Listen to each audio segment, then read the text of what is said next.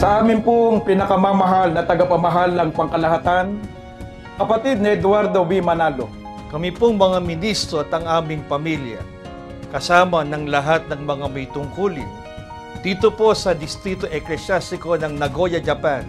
Lubos po ang aming pagpupuri at pagpapasalamat sa Panginoong Diyos sapagkat damang-dama at kitang-kita po namin ang inyong matagumpay, makapangyarihan at punong-puno na pagmamahal na pamamahala sa buong iglesia.